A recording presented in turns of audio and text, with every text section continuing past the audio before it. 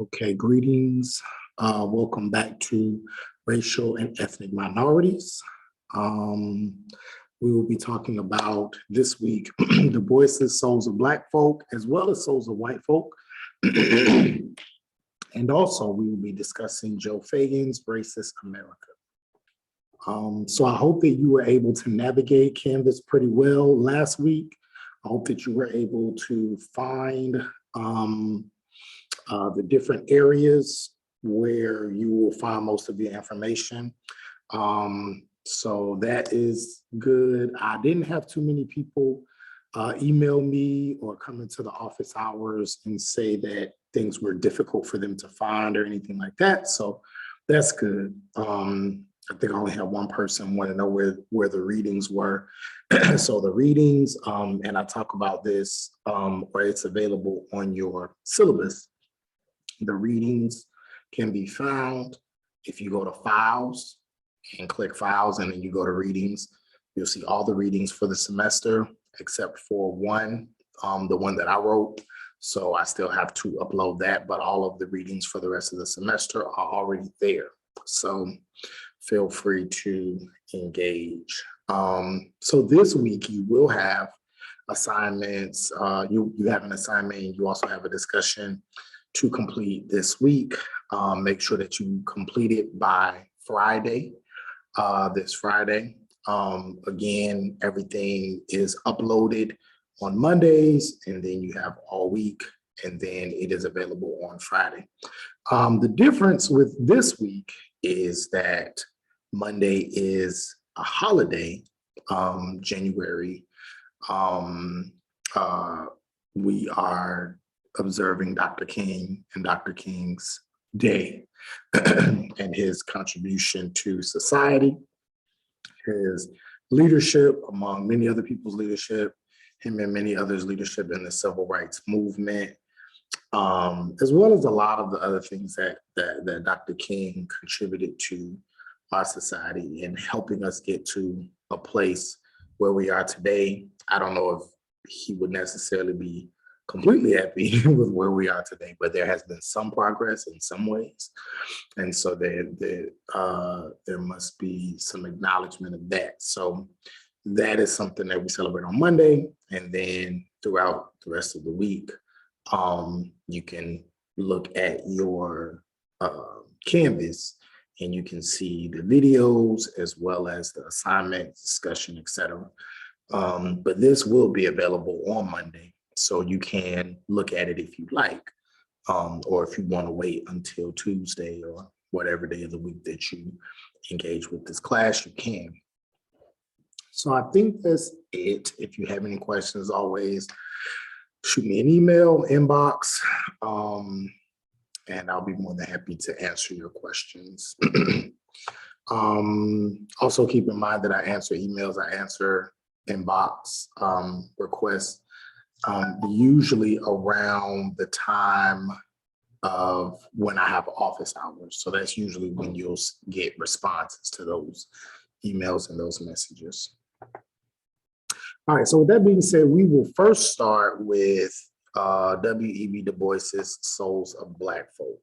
So last week we talked about theory and methods. We talked about the big three. We talked about Auguste Comte. We talked about Jane Addams. We talked about a lot of the early sociologists. I mentioned W.E.B. Du Bois. Didn't go into a lot of detail because I wanted to take a separate class period or two and just discuss Du Bois in much more detail. Du Bois, by all accounts, is the father of sociology. He is the first to study race from a sociological perspective. He is the first, not necessarily to study it looking at history, which was actually what he got his Ph.D. in from Harvard, but he was the first to scientifically apply the scientific method to the study of race, particularly within an American context. He absolutely pioneered many of our research methods, including triangulation of data, mixed methods approaches, He literally did thousands of interviews on foot in the late 19th century. So there weren't a lot of, there was nobody, not even a lot, there was nobody, no sociologist, no researcher who was doing the things that Du Bois was doing at this time, and even before him. And so I think it is important for us to study Du Bois and to recognize Du Bois as not only the father of sociology, but the father of race studies, because this is a racial and ethnic minorities class. And we're starting with the foundation. We're starting with some of the foundational elements of understanding and studying race. I don't think that it's possible, in my opinion, to have a race class and not delve into Du Bois and not delve into at least some of his earlier thoughts, his earlier theories and concepts, because this is how we begin to have and understand our more contemporary discussions around race. And so it's extremely important that we engage Du Bois and we engage his writings and we engage his ideas, and then even expand those ideas to include other social locations, to include other ideas around race, even to include other racial groups and ethnicities. I think Du Bois would appreciate that. At the time, the basic racial discussion or conversation centered around what we call the black-white binary, which, you know, the United States was largely made up, when you're talking about race, of Black and white people, right? It wasn't, there wasn't as many people of other racial groups to really consider when we're talking about more dynamic ideas around race, right? Except for, like, obviously Native Americans and Native people of the United States. A lot of them were killed off. A lot of them were isolated to colder parts of the United States. However, they also are a part of the race conversation as well at this time. But generally speaking, when there were policies that were created, when there were traditions around race that were established, generally it was within the concept of the Black and white discussion, tension, conversation, relationship or perceived relationship, tense relationship. And so that is where Du Bois comes in. So we're going to talk about Du Bois, and we're going to talk about his first piece called Souls of Black Folk. Before we get into Souls of Black Folk, I want to talk a little bit about who Du Bois was. And so W.E.B. Du Bois, his full name was William Edward Burghardt Du Bois. Some people say Du Bois, but that's not how you pronounce it. You do pronounce it Du Bois. He was born in Great Barrington, Massachusetts. And I believe, was it 1865, 1868, something like that. It was in the 1860s. I want to say it was during slavery, but he himself was not enslaved. He was born of a mixed race heritage. He was born free, and he was raised in a pretty well-to-do for a Black kid in the 1860s. It was okay, right? He wasn't enslaved. He wasn't in poverty, but obviously he did not live like his white counterparts. But showed extreme intelligence, acute intellect at a very early age. After that, he would go on to, through elementary school, through middle school. He would even talk about in his bio how his first kind of understanding around race came when he was in school and he was at a dance and he wanted to dance with this little girl that he had a crush on. She was white and she would not dance with him. And it was because he was Black and she could not engage with him in a, romantically, or show that she liked him because he was Black. And so that was kind of the first time that he realized that his skin color was a hindrance or would be a hindrance in his life. In addition to that, obviously, he dealt with other racial and racist incidents, which led him, when he did graduate from high school and he had the opportunity to go to college, he decided to go to an historically Black college. Also, he wasn't allowed, many colleges did not allow Black students in at that time. So he went to Fisk University in Tennessee, and that is where he really gained a certain level of confidence and understanding of who he was and where he came from. And so, Fisk University, he got his bachelor's degree there. And then later on, he would enroll at Harvard University, where he would become the first African American to graduate from Harvard University with a Ph.D. He would also go to a university overseas, and that is where in Germany he began to engage with folks like Karl Marx. He began to engage with the workings of Max Weber and many of the people that we talked about in the last lecture. He began to engage with them and began to understand this new budding discipline known as sociology, right? So then he would take these ideas back to the States, and he would apply them after graduating, and he would mix history and his understanding of history with sociology to begin to test and assess race. And what he found when he went over and he studied under and studied with Marx and studied Weber and became friends with Weber, is that he realized that there was all these conversations around class, but there was no conversation around how race and how racism contributes to class inequality.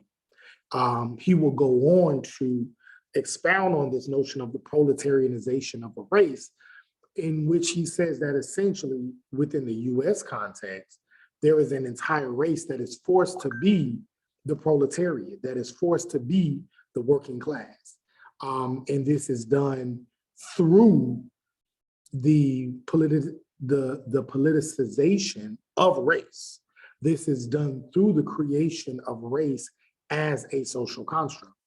And so this is essentially what Du Bois kind of uses and then expounds on throughout his career. So it's argued that he was the first person to really take the notion of race and bring it into the academic conversation in a way that was so blatant, forcing folks like Max Weber and others to consider race when they are coming up with their solutions to the larger social problems and the issues around the human condition. When Du Bois comes back, he does his dissertation on Black folks in Farmville, Virginia. Then he takes what he learns from that study, and then he goes on to complete a study called the Philadelphia Negro. He does this study through, I believe it was the University of Pennsylvania. And this was after he could not get a job anywhere. After he graduated from Harvard, no white institutions would hire him. So he started working at a Black institution in Ohio. He would later on get funding to do this piece studying race and class in Philadelphia. And the reason why was because at that time, Philadelphia had one of, if not the largest group and most dynamic group of Black folks in the United States, right? And when I say dynamic, it's just, there's a variety of Black folks. So you have poor urban Black folks, you have working class Black folks, middle class Black folks, then you got a few Black people that got some money, right? So he was able to explore and understand the even larger complexities around race, urban life, racism, all of these different concepts, class, social class, mobility, gender. And when he did this study, that was mixed methods and did all these interviews and triangulation of data, statistical analysis. I mean, it was definitely by far the most complicated sociological study done at that time. He then used that and came up with these ideas, right, and these concepts around race and what it was that people of color, particularly Black people, were dealing with during this time. And then he took those ideas, he wrote them in his conclusion in the Philadelphia Negro, and then he took those and expounded on them with a series of essays that's called The Souls of Black Folk. And The Souls of Black Folk is by far one of the most important books of the 20th century. Reason why, one of the quotes out of Souls of Black Folk is that the 20th century is the main social problem of the 20th century would be the problem of the color line. And we see that going throughout the 20th century, that the issue of race and the issue of color will be an ongoing one. So he kind of foresaw that, and that philosophical statement definitely reigned true throughout the 20th century. Whether you're talking about Black people, whether you're talking about our Jewish brothers and sisters, whether you're talking about the Brown Power movement, the Chicano movements of the 1960s and 70s, various racial movements that make up the significant elements of the 20th century. So after that, Du Bois would then get a job at Atlanta University, where he wouldn't start the sociology program, but he would help expand the sociology program by putting his hands on major studies that were coming out during that time and training the next generation of sociologists. So he would do that at Atlanta University, making Atlanta University the home, essentially, of sociology, as well as some people will call the University of Chicago the home of sociology as well. So making both of those cities and those universities very important in establishing the role of sociology in American life and in American higher education. Then later, he would move to Harlem, where he would be very much involved with the Harlem Renaissance. Some of you may be familiar with the Harlem Renaissance. And this was just a rebirth of Black folks. This is where you get the popularization of jazz. This is where you get a lot of your famous poems, poetry, artwork, music, style, from the story of the Harlem Renaissance. And so Du Bois played a huge role in being a voice of the Harlem Renaissance and a leader of the Harlem Renaissance. And then after that, Du Bois would continue doing research. He would continue to write. He would continue to fight for the rights of Black folks and the rights of people throughout the rest of his life. He would talk about voting rights, politics. He was absolutely considered a world-class leader, at that time being considered a Negro leader, a world-class leader for racial equality and equal rights and human rights. Over time, Du Bois would eventually subscribe to communism, and then later he would get tired of fighting because he started to realize and he felt that there was really no point, and that the way in which the United States functioned was the way it was going to always function. And he didn't feel that there was a need to try to create a more harmonious, racially harmonious nation within the United States. He eventually would move to Ghana, and he would stay in Ghana until he would pass away. I believe he passed away the year that Dr. King gave his I Have a Dream speech. And so that is the story of W.E.B. Du Bois. And so I think that is important, again, just to give kind of a backdrop of who he was, and to show his significance not only to sociology, but to our understanding of race as a whole, regardless of if you're coming from a psychological point of view, historical, et cetera. Du Bois can be found in all areas of academic life. And so, with that being said, what I want to focus on today, two pieces. One is a piece he wrote called Souls of Black Folk, a collection of essays on race. And then another one is this one called Dark Water. And in Dark Water is where you will find the souls of white folk. That is where you will find souls of white folk. So what I decided to do was to just give you just a chapter, but in this book called Dark Water, you will see a chapter, it's in chapter 2, where you will see a piece called Souls of White Folk. So we're going to talk about those two pieces, and then after that, you can take a break or you can watch it. Well, we'll talk about that in this video, and then in the next video, I'll talk about Fagan's Racist America. So that is that. All right, so going to the second slide. The first thing that Du Bois asked in Souls of Black Folk is, how does it feel to be the problem? He says, this is the real question. How does it feel to be the problem? And it's interesting because he's talking to Black people, African Americans, but a majority of African Americans probably can afford to buy this book and may not be able to read and understand the language that he's talking about. They can understand the concepts, but many of them don't have a middle school education, right?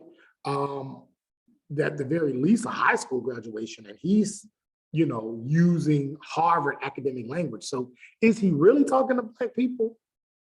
Sort of, but not really. He's really talking to white people about Black people and relaying the messages and the realities of Black folk to white people, right? Because essentially the argument during this time that white people are making, and we're going to talk about this a little bit later, is why is it that Black people have not caught up in terms of competition in education, in employment, in wealth building? Why have they not caught up to white people?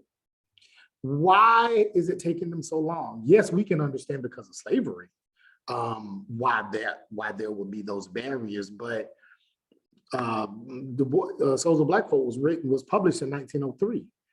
Slavery was abolished, sort of, in 1865. So it's been a couple decades now. What's taking y'all so long, right? A lot of these ideas around race and the reason why, particularly African Americans, were held to a substandard conditions, and they were essentially people who would be considered ignorant or uneducated or not prepared to do things for themselves and on their own. And it was because of their own personal,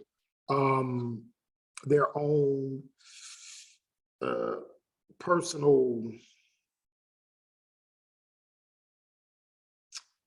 setbacks, their own individual, their individual ignorance, their individual laziness.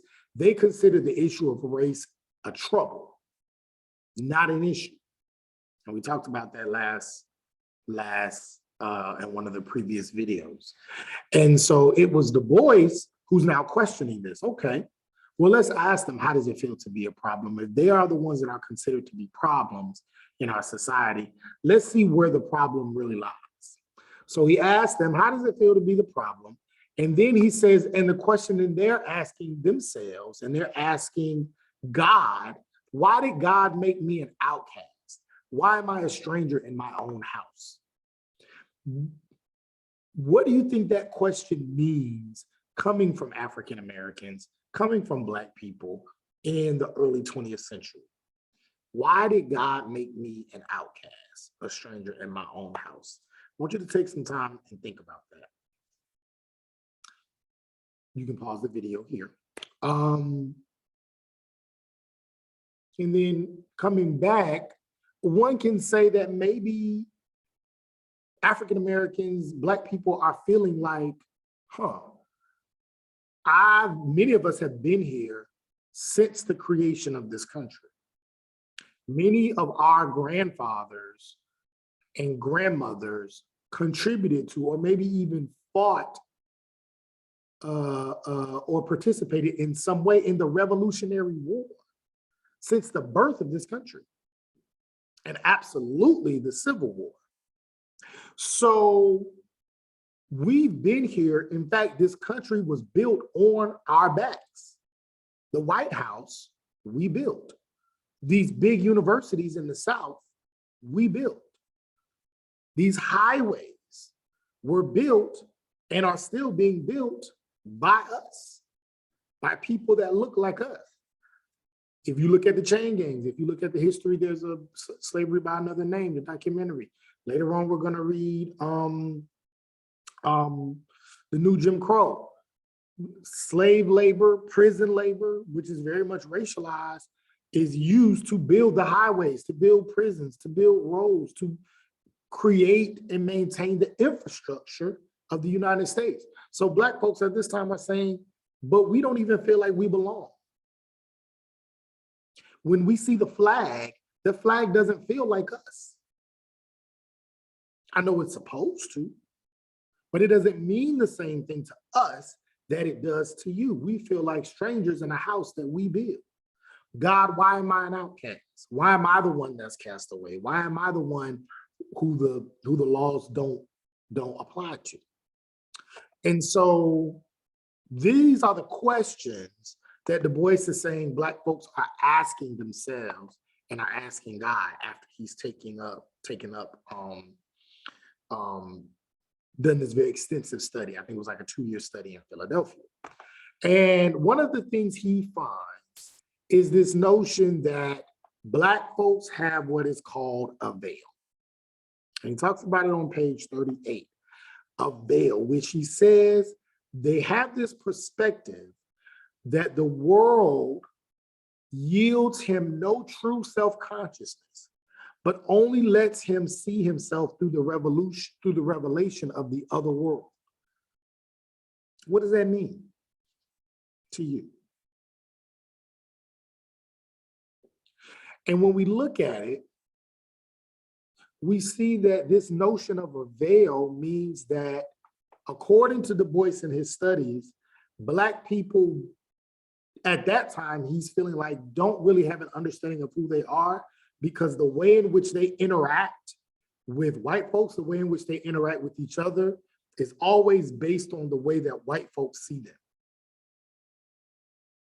They have not had time to develop a true self-consciousness because they're coming out of slavery where they were property or they were treated like property, and they have yet to shed their ideas, their minds, their identity from that. They're working on that.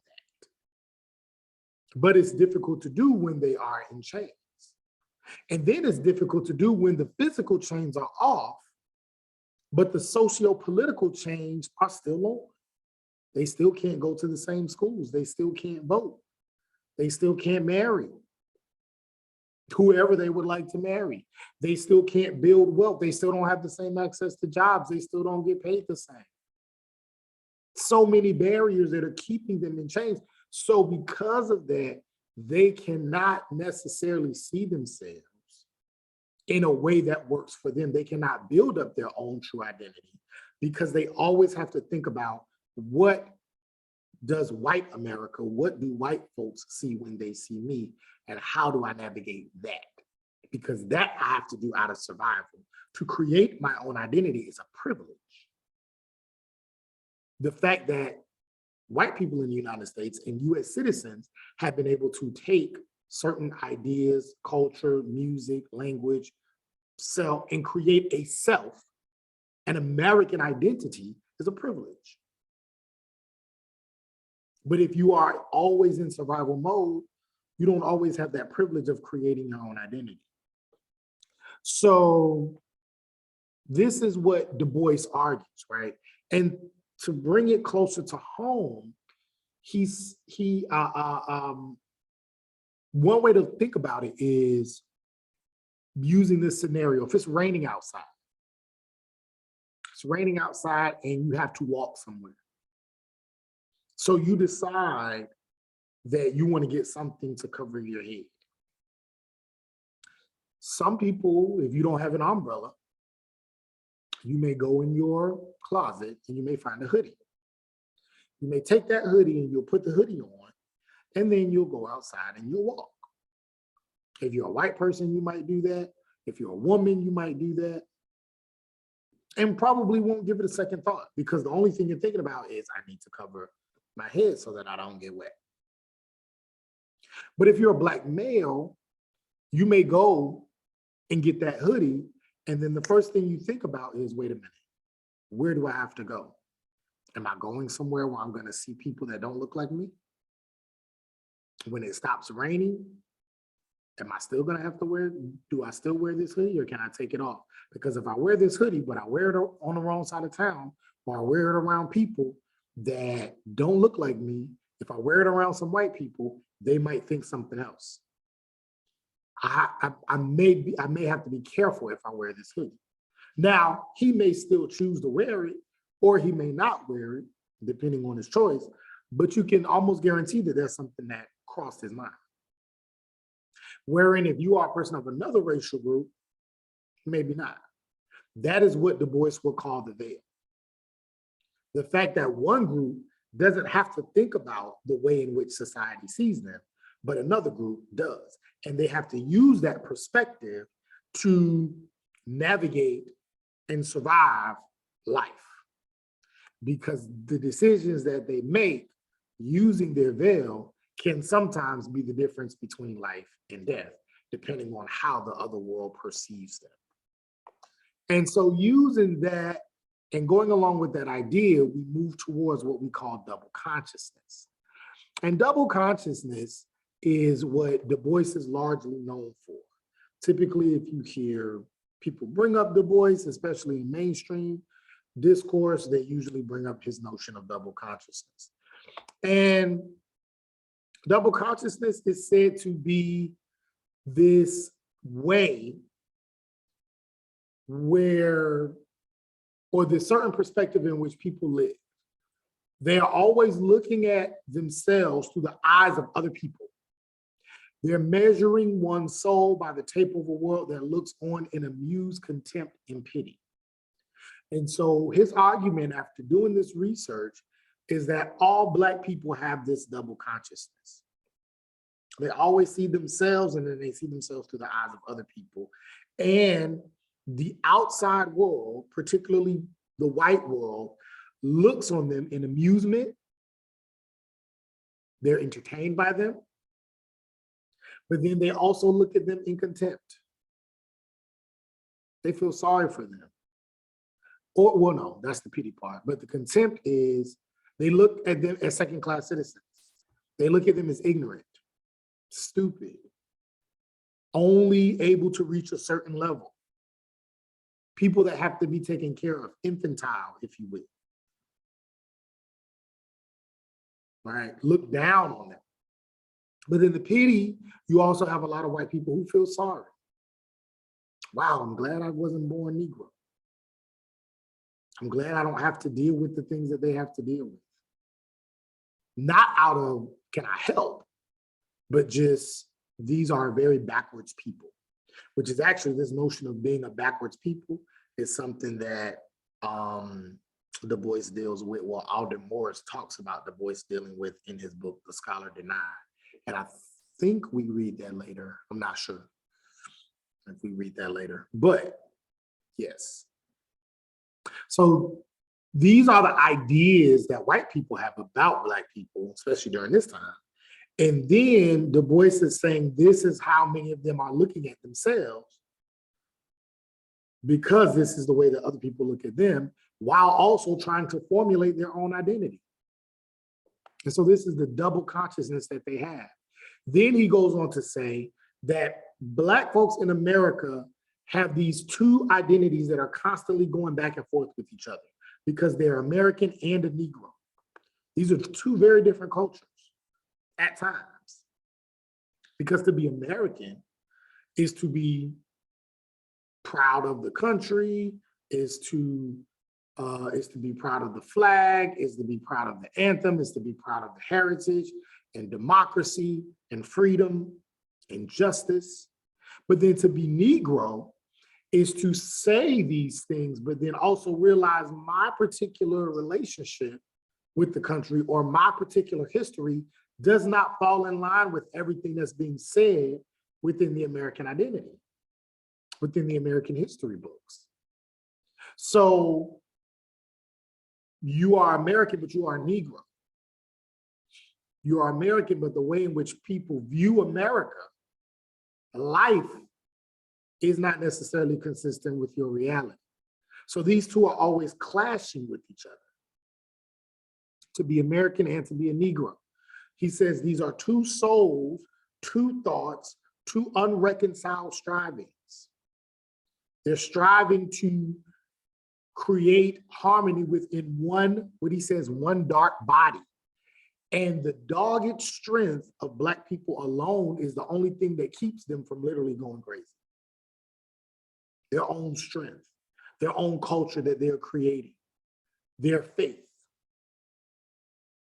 their push, their struggle for humanity is the only thing that keeps them from going crazy. Because these two identities are always going back and forth with each other. Now we might call this maybe code switching. You may have heard the term code switching. This is kind of an example of double consciousness. You go into one place and you have to put on a certain demeanor, dress a certain way, use a certain language, behave in a certain way that may make people comfortable, and then you go into another space and then you may act differently. And this can be related to race, but now in present day life, you can even apply it to class. If you come from a poor working class background, but then you're able to achieve mobility and you have money and you have resources, but then you have friends from your old background, your old neighborhood, your old school, and you want to relate to them, but then you also have friends in your new life of, middle class or upper middle class or whatever, and you want to relate to them. So there is this two-ness. It can also be a gender thing. Women have to constantly think about themselves and then also the way in which men will look at them. If you identify as a male, there's probably never been a time where you looked in your closet and you decided not to wear something because you didn't know if you would be sexually harassed or mistreated based on what you were wearing in terms of being grabbed or being called out of your name for a sexual reason. But I can guarantee you every person who identifies as a woman that is looking at this has absolutely had to do that. I can't wear that skirt because I'm going here and I don't want to send off the wrong message. I can't wear that blouse. People may think it's too revealing. So that's a certain idea or, example of a double consciousness outside of race. So what Du Bois did when he was creating this analysis is he starts this conversation, and then later on we can even apply this again to other social locations. And then there could even be almost this triple consciousness. When I was writing my dissertation, I interviewed a guy who was Black and he was gay. And he talked about going into the barbershop and how much he loved the barbershop. And he enjoyed the barbershop because it was the place where Black men, there's this business happening, there's this kind of economic system going on in the barbershop, right? But then in addition to that, the conversations, the lightheartedness, the language, the actions, the people, the love you get from being a Black man in a Black barbershop. But then he also talks about how he would hear terms that were demeaning to the LGBTQ community. He would hear these terms and he would feel disconnected from this place that he loved. He would have to sometimes quiet himself because maybe he didn't want to out himself to these people but they're using language that are derogatory to his sexuality. And so these are the things, there's almost this triple consciousness. There's race here, there's gender here, and there's sexuality here. So as we begin to develop and grow and our identities become more dynamic, we start to expand what Du Bois started in terms of this discussion around double consciousness. Now,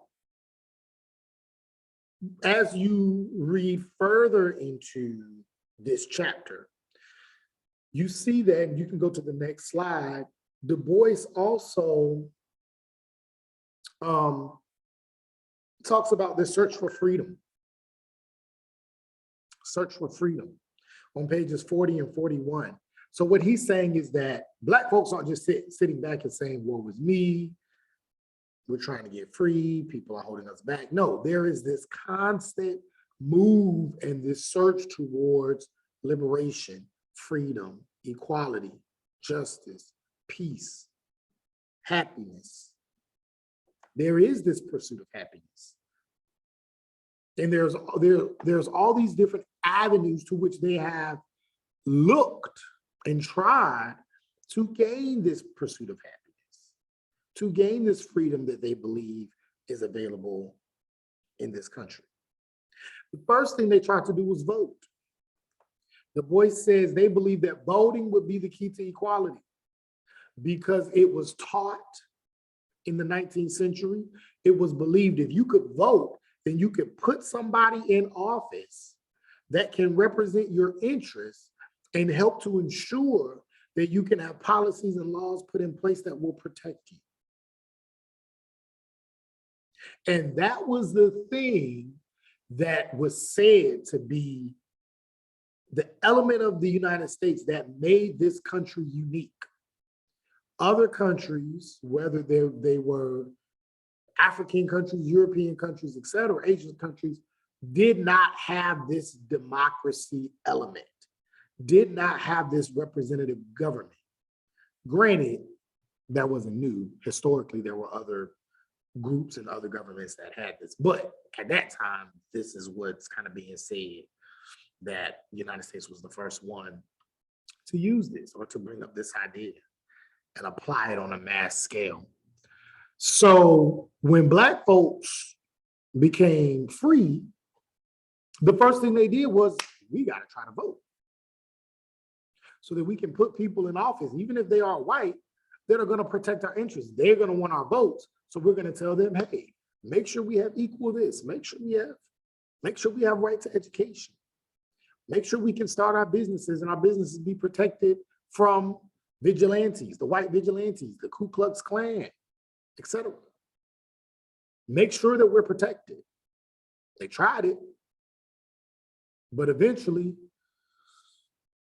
voting rights were eradicated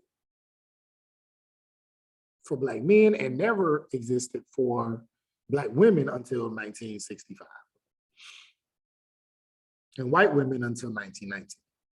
And Black men at first, and then they got taken away, and then they wouldn't get those back until 1965.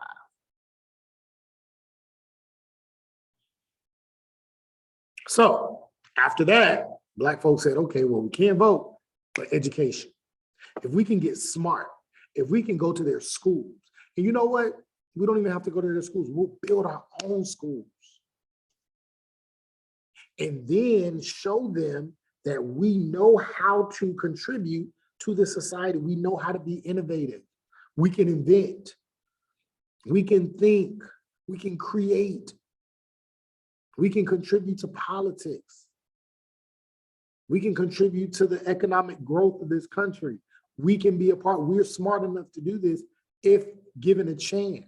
And we won't even ask to go to your schools. We just want the same education and we can do this. And they tried that. And there were a lot of educated people. Du Bois, Booker T. Washington, I mean, we can go down the line, Carter G. Woodson, plenty.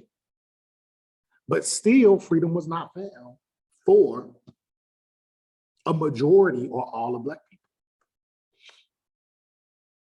And so Du Bois goes on to say towards the end, to be a poor man is hard, but to be a poor race in a land of dollars is the bottom of hardships.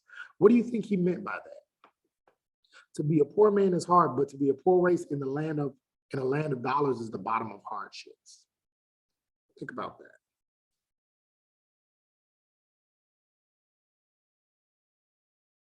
So the idea, I think, when he says that is to say, sure, you have countries that are poor. You can be an individual in a poor country and you're poor, and that's understandable. But if you're poor in a place where everybody is rich, something's wrong with that. See, here Du Bois, decades before C. Wright Mills did, is already talking about troubles and issues. If I'm poor in a poor country, that is a well, I guess that's a larger issue, but that's an issue that one can understand because everybody's struggling. But if you're poor, but all these other people are rich, or at the very least living way better than you are individually, that's a problem. Especially if you're a poor race. Notice he says to be a poor man is hard, but if your entire race is poor, but the country in which they live in has money galore, riches galore, resources galore, that's an issue. A poor man, trouble. A poor race, issue. And so what he says to his colleagues who are blaming Black folks for their second-class citizenship, he's saying, you have asked these people who have been handicapped to race with the world. But you have not given them the time and the thought to be able to deal with their own social problems. These are the problems that you created for them. So you created these problems, you gave it to them, and then you're saying, now catch up to white people. What's taking you so long? When you have not completely freed them from these chains to begin with. Yes, physically, but not culturally, not socially, not politically, not educationally, not financially, not religiously. And so until you can do that, it is unfair for you to ask these people to race with not only white folks, but the rest of the world. And wonder why they continue to be in this similar position that they've been in for the past few decades. So what I would like for you to watch is I would like for you to watch this video, The Unequal Opportunity of Race. It's a really good video. I would like for you to watch it. And then I would like for you to, go to the next slide. And I want you to think about these questions. This is your class assignment. What did you take away from watching this video? And what messages did you receive? Do you agree with the ideas the video was putting forth? How did white women play a role in this race? What systemic racist issues did you see in the video that still exist today? And I want you to answer these questions on a separate document and upload your responses to the class assignment portal entitled The Unequal Opportunity of Race. Okay. And the deadline is this Friday before 11:59 p.m. And so this Friday would be the 21st, January 21st.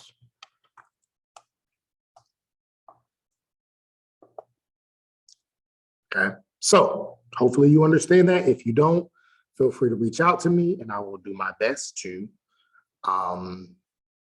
make that clear. Okay, so just answer those questions in detail and then upload that to the portal, class assignments. And turn that in there. Unequal opportunity of race. All right, so Souls of Black Folks. So, released in 1903, Du Bois becomes popular, even more popular, from that book. Okay. Then he goes on to write more and more. Then he releases another collection of essays. I think Darkwater was released in the 30s, 1930s, if I'm not mistaken, originally published. It says 2004. I know it was published before that. I believe it was 1930s.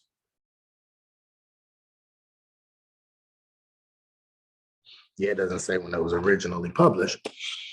But what we see on the next slide, we see that Souls of White Folks uncovers whiteness, which is a part of the larger racial discourse that some people would find themselves wanting to study more. So if you decide that you want to study race, like let's say you decide you want to go into sociology and you want to specifically study race, there's so many different aspects to race. I personally look at race and class. I look at the Black middle class. And, so that's one of the things I look at. You can also look at critical race theory. You can be a critical race theorist. You can look at Black feminism. You can look at race and education, race and the environment, urban studies. I mean, religion, like there's so many different aspects of race that you can look at. One aspect of race is whiteness, but nobody was really studying whiteness or white people before Du Bois. So Du Bois studied Black folks and Souls of Black folk. And then when he got to Darkwater, now he's looking at white people. He's actually the first person to study whiteness, the first scholar of whiteness in whiteness studies. There's another book that we're going to read called White Fragility. That's another book that looks at whiteness. Judy Katz, she's a psychologist, but she studied whiteness as well, and racism as a mental health issue. So many others. Robin DiAngelo was the one who wrote White Fragility. So many others, right, who study whiteness. So Du Bois is actually the first person to do this stuff, okay? And so what we see with, again, with Souls of Black Folks is that Du Bois analyzes race and places African Americans under this microscope of social science. Does something similar with whiteness and white people as a social group. And if you notice his ideas in Darkwater, but specifically in Souls of White Folk, these are ideas that are in response to World War I. And many of you all have taken a history class in high school or in college, and so you may be familiar with World War I, right? And World War I is, you know, the sinking of the Lusitania and the Allies and Axis powers, blah, blah, blah. But one of the things about World War I that's very interesting is how much it was linked to capitalism, the expansion of capitalism, and the securing of colonial powers over third world nations. This was a very key part of World War I, right? And so what Du Bois does is he's looking at World War I, what is happening, and where does race and where does economics, how do these things overlap and intersect to give this global event a much larger meaning? Essentially, what does globalization and capitalism mean for white folks and white people? Not only just in the United States, but now he's talking more broadly. Now he's studying the world. So as a black folk, he's just looking at black folks in America. Now he's talking about what does whiteness mean, not only in America, what does this idea of whiteness mean worldwide? And so if you go to the bottom of page 923, in my book, it's another page, but you go to the bottom of page 923, you see it says,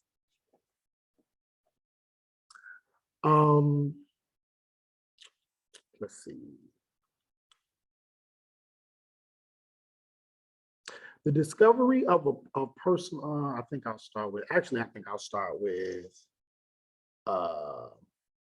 see the working of their entrails. I see the working of their entrails. I know their thoughts, and they know that I know. So if you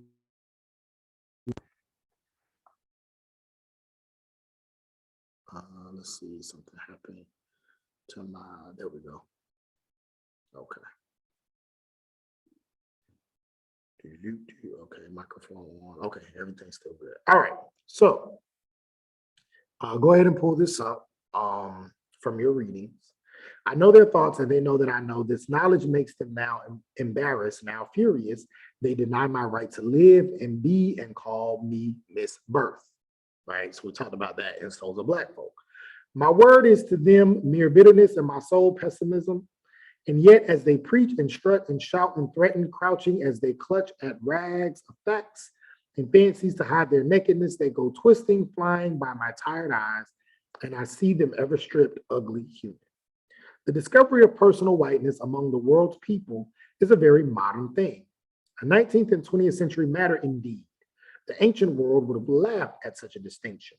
The Middle Age regarded skin color with mild curiosity, and even up to the 18th century, we were hammering our national mannequins into one great universal man, with fine frenzy which ignored color and race even more than birth.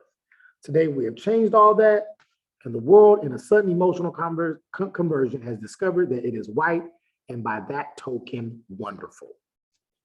So we have yet to engage in Fredrickson's text, but there's a text by a gentleman named George Fredrickson entitled Short History of Race. But that's essentially what Du Bois is talking about. He's saying that before, in the Middle Ages, there was no concept of race. Race is a fairly new idea. In fact, out of all of the social locations, it's the baby. We've always understood gender, right? Men and women, right? And then now we're starting to see how transgender, homosexuality, how all these things have played out in ancient times as well as modern times. But sexuality, gender, and class, we've always had poor people, rich people, slaves, owners, servants. We've always had that. So all these other social locations are not new. But race is new. Race may be only about 500 years old, 500 to 600 years old. All these other things go back thousands of years. So Du Bois is saying, we were on a good path. We did not understand, we did not divide each other along racial lines before. What is this? Why are we doing this? He said even going into the 18th century, that wasn't necessarily the case. But once the color line became so important, I guess he's talking about even slavery. Because the purpose of slavery initially was not because of color, it was because of convenience. And we'll talk about that more when we go into Fredrickson's work. It wasn't that white people hated Black people or Europeans hated Africans. It was convenient for their product. But racism was created to justify that convenience. And now going into the 19th and 20th centuries, now race has taken on a life of its own. And so Du Bois is saying that, where did we go wrong? And now in his present day, the world is starting to realize, wow, I'm not just a world, but I'm white. And because I'm white, I'm wonderful. The world idea is to come as close to whiteness as possible. Whiteness has taken over the world. And if you travel, you see that a lot. I've traveled. I've been to countries all over. But one particular place I went there to do research while I was a PhD student. I went to China. When I was in China, I realized that when I got off of the plane and I was walking and I saw the different images and the posters and whatever that you see in the airport. This is in Beijing, a big city. I was looking at the people, particularly the women on these the women in these pictures, and they all look they look white. All right, they had certain Chinese features, but they looked white. Very light skin, very pale, very light pale skin, with makeup, and they were marketing some product. I said, okay, well, this is what I have to look forward to when I see these people. Did not look like the people in China at all. Definitely not. The people in China were not white.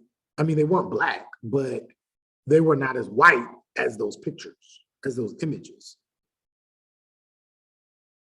which showed me that the images and the products, capital was important to sell, important to market, if the people who are representing these products look as close to whiteness as possible, because whiteness is beauty, whiteness is money, whiteness is wealth, whiteness is what Du Bois says, wonderful. And this is a global issue. Also, and I've never been, I actually plan to go soon, but Cuba is another place and I mean, you can go to almost anywhere in the world. You can even go to countries where a majority of the people are darker skinned, and you will see lighter skinned people either at the top, or lighter skinned people marketing products used to make white folks feel safe, or to represent whiteness as beautiful, as wonderful, as better, as superior, right? So what then is whiteness? If we go to the middle of the second page, page 924, what is whiteness? He goes on to say, my poor unwhite thing, weep not nor rage. I know too well that the curse of God lies heavy on you. So he's talking about non-white people. Why? That is not for me to say, but be brave. Do your work in your lowly sphere, praying the good Lord that into heaven above, where all is love, you may one day be born white. So you can kind of tell that Du Bois is really kind of, being a critic. He's kind of being a jerk, but in a good way. It's very funny. He starts this off by being very funny, being very satirical, if you will. But then he goes on to say, I do not laugh.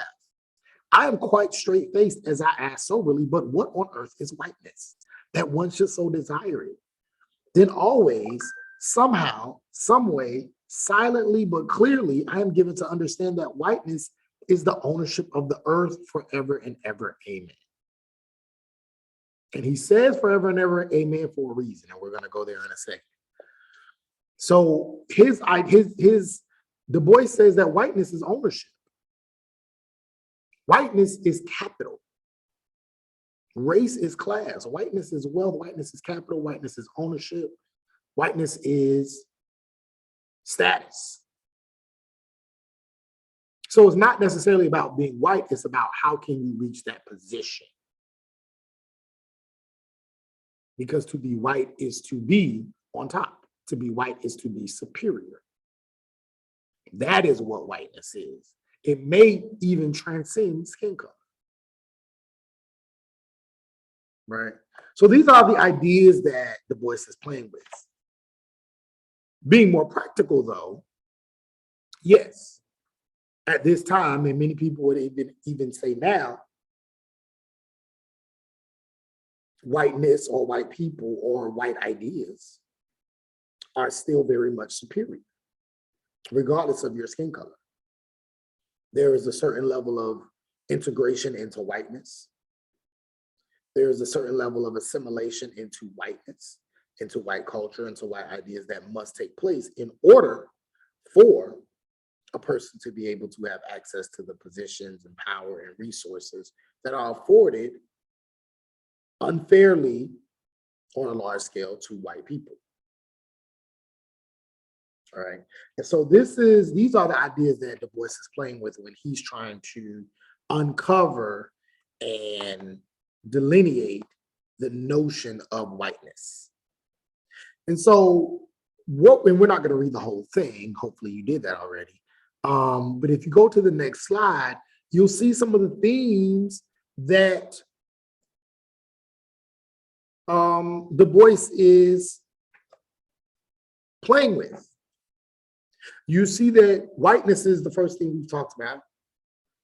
He's assessing, he's analyzing this. He's also dealing with this notion of perceived superiority of whiteness in white society. Because he then asked the question, why do I want to be white?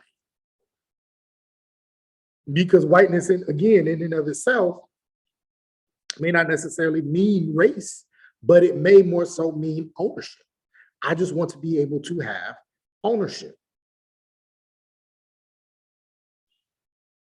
And so there is this idea that if I am white, then I am of this perceived superiority, which again goes back to this idea of double consciousness, because that is how Black folks in America feel. The closer I get to these people, the more superior I then can become. But Du Bois is saying all of this is perception, because it doesn't necessarily have to be that way. And white people are not superior to any other racial group. And no other racial group is superior to white people. There is no superiority. There's a perceived superiority based on ownership and based on capital gain. But in reality, that does not exist. And so he's talking about this idea of what seems to be better or worse, whether your person is white or whether a person is non-white. Then he goes on to say white folks welcoming of Black humility. He goes on to deal with this. For you, it's on pages 924 to 25. For me, let's see. Where is it for me?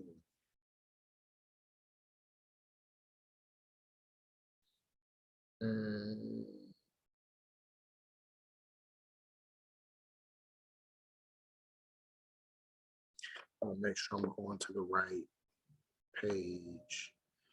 924 and 25. Because for me, it's a different page. Let's see.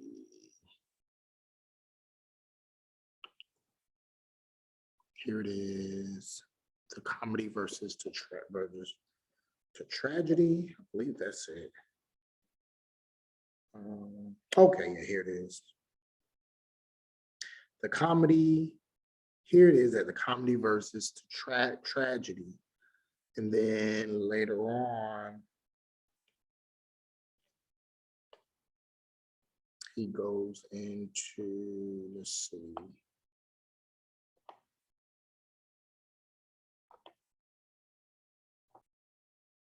Okay, so yeah, here it is. Here it is right here, 924, 25. For me, it's 23.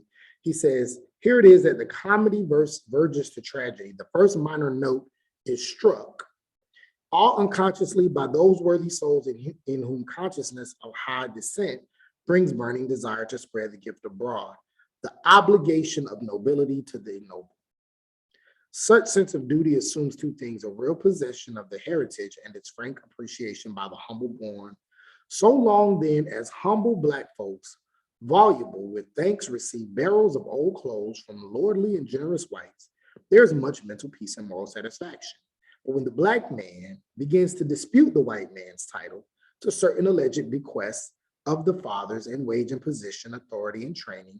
And when his attitude toward charity is sullen anger rather than humble jollity, when he insists on his human right to swagger and swear and waste, then the spell is suddenly broken and the philanthropist is ready to believe that Negroes are imprudent, that the South is right, and that Japan wants to fight America. So essentially what he's saying is that as long as Black people are humble and appreciative of the few little rights that they may receive, the few scraps that they may be given, they get a day, Martin Luther King Day, Juneteenth federal holiday, right? They get this person or that person, or one person reaches a level of success, then they should be okay. Or there's justice once, right? If we look at the Ahmaud Arbery case, right? Then they should be happy. But Du Bois says, but when Black people are no longer okay with just saying no, it shouldn't be one time. There shouldn't just be one person. We shouldn't be okay with just one day or one holiday. We're not talking about that. We're talking about complete equality across the board, just being treated the same, being treated fairly. And it is our human right. And we will not stop until we see it all the way through. Now, Du Bois then is saying that's when people believe, oh, these Negroes, they're unwise. The South was right to enslave them. The South was right. These people are ignorant. The South is right that these people need to be controlled. And then he goes on to say, but not just the South and not just Black people, Japan, other racial groups as well. See, this is what happens when we let one group go, when we release power, when we release authority, supreme authority over one group. Now these other groups are going to think they can do the same thing. We can't do it. And so there is this loving of Black humility and of acceptance of the status quo by Black people.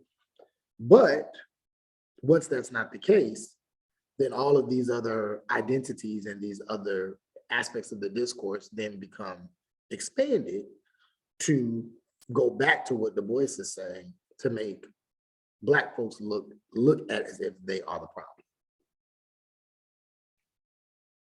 problem. Then he goes on to talk about the hypocrisy of democracy on the next page. So if we go to paragraph, I want to start where it says unfortunate. He says, unfortunate, unfortunate. But where is the misfortune? Mine? Am I in my Blackness the sole sufferer? I suffer, and yet somehow above the suffering, above the shackled anger that beats the bars, above the hurt that crazes their surges in me a vast pity. Pity for people imprisoned and enthralled, hampered and made miserable for such a cause, for such a fantasy. Conceive this nation of all human peoples engaged in a crusade to make the world safer for democracy. Can you imagine the United States protesting against Turkish atrocities in Armenia while the Turks are silent about mobs in Chicago and St. Louis? What is Louvain compared with Memphis, Waco, Washington, Dyersburg, and Estelle Springs? In short, what is the Black man but America's Belgium? And how could America condemn in Germany that which she commits just as brutally within her own borders? And so this idea of democracy, he says, this is a hypocrisy. How can you tell these other people that they are mistreating their people and go into those countries and fight for the freedom of those people when you're looking at people in Chicago who are forced to stay in unhealthy, unsafe living conditions?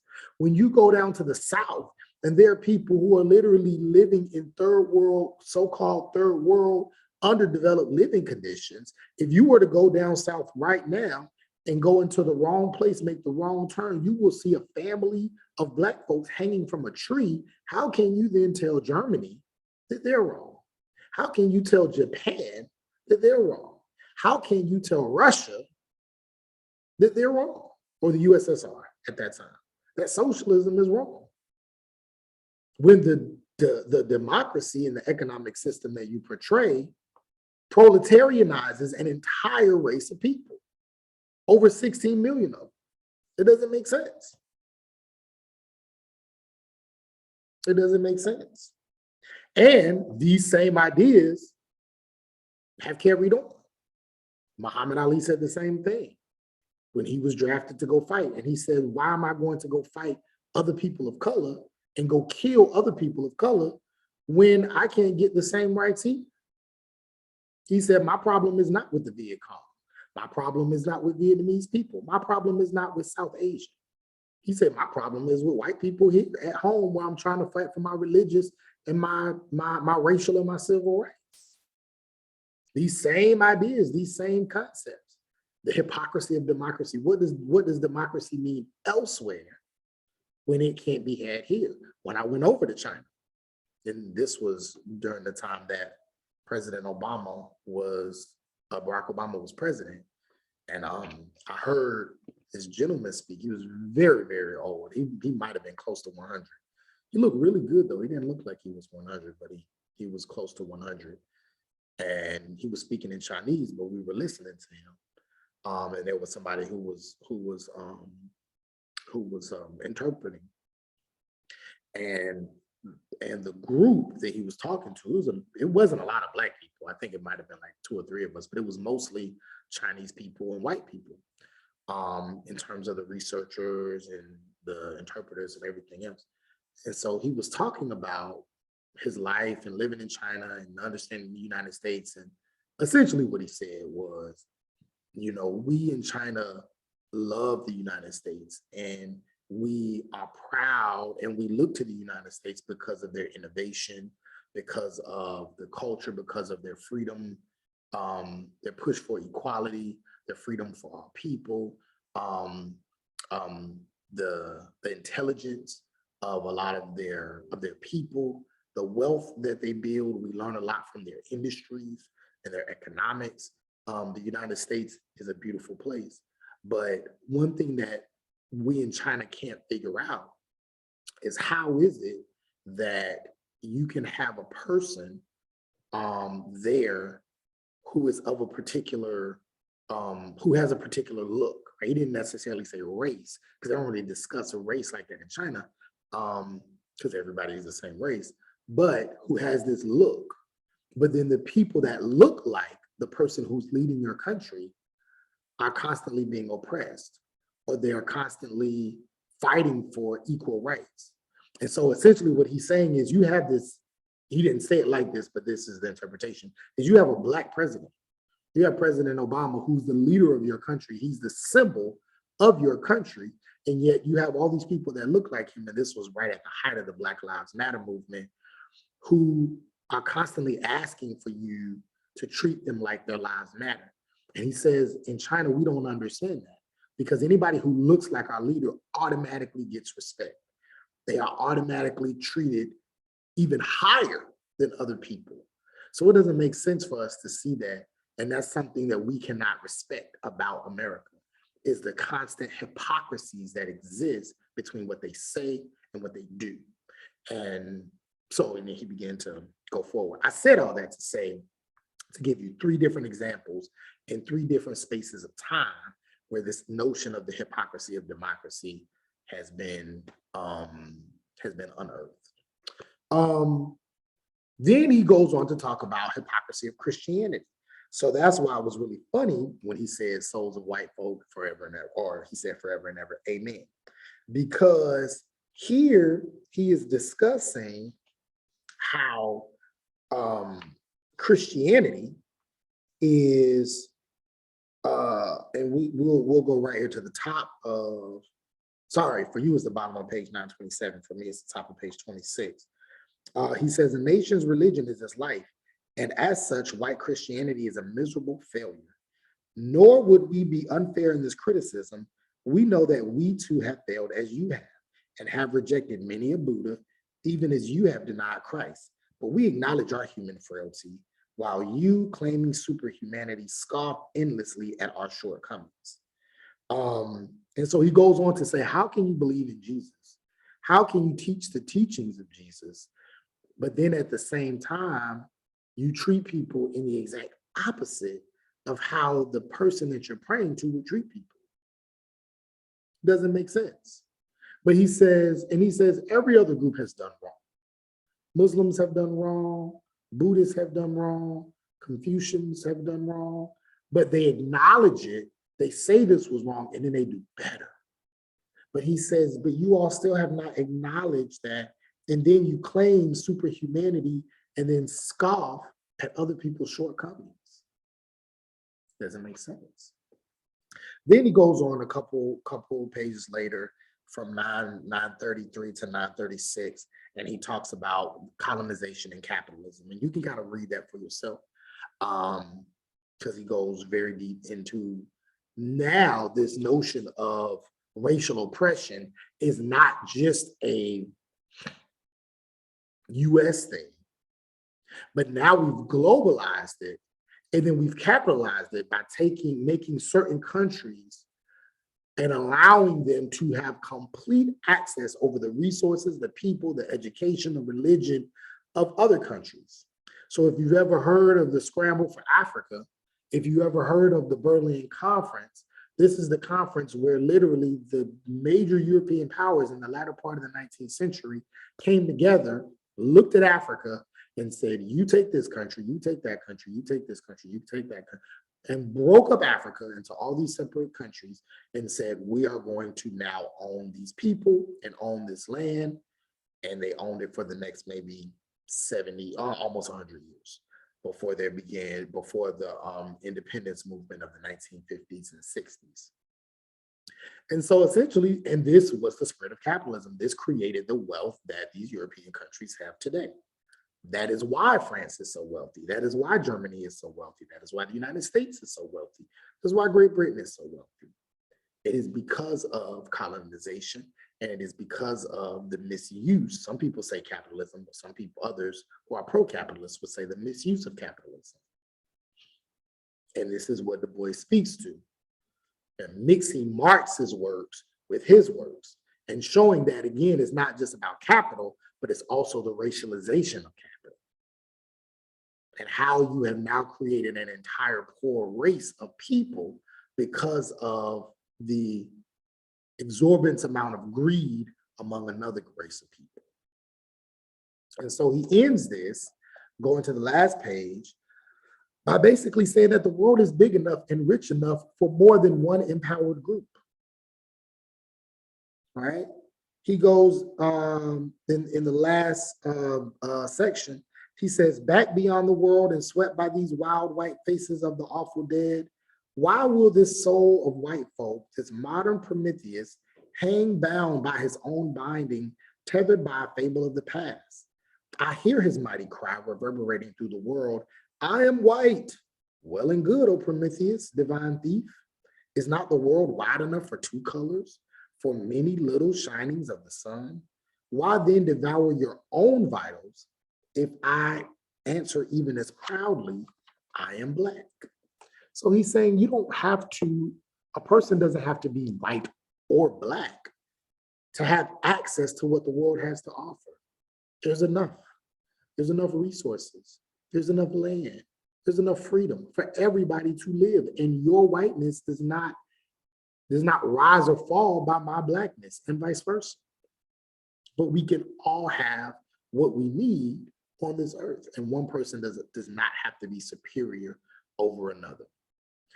And so, these are essentially the themes of Souls of White Folk.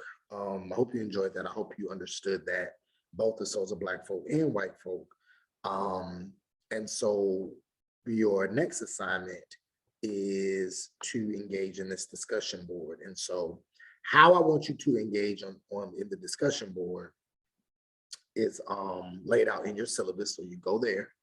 And if you go to that slide, it says, I want you to visit the discussion board on Canvas and create a post answering the questions below. You're gonna create your own post, and you're gonna respond to another student's post. Be sure to read the syllabus to see the instructions. And you'll be graded on if you answer the questions and how well you answer the questions, And you will also be graded on the substance of your response to another student's post. Again, your deadline is January 21st, Friday, 11:59 p.m. Okay. So remember, it's always that Friday when your work is due. So 2 questions. What were some of the key differences in the way Du Bois talked to and about Black folks, and how he talked to and about white folks? And based on how Du Bois felt about World War I and European colonialism, how do you think he would have responded to President Biden's exit plan out of Afghanistan? So if you remember, it was around, it was maybe about 4 months ago, President Biden decided to exit out of Afghanistan. And I want you to use info from Souls of White Folk to answer that question. Okay.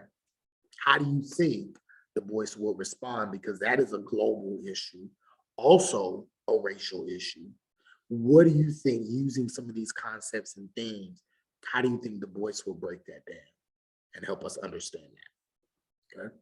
So that is that for Souls of Black Folk and Souls of White Folk. The next video, we're going to talk about systemic racism, so, and Racist America by Joe Fagan. So that will be on the next video. I hope you've enjoyed this lecture. If you have any questions, email me, come into my office hours, inbox me. I'll do my best to answer them. Or if you just want to talk about the lecture or the readings or anything else, just let me know. And I have enjoyed the people that have come into the office hours and reached out to me. Yeah, let me know what you think. All right, I will talk with you later. Have a great week, great weekend, and see you soon.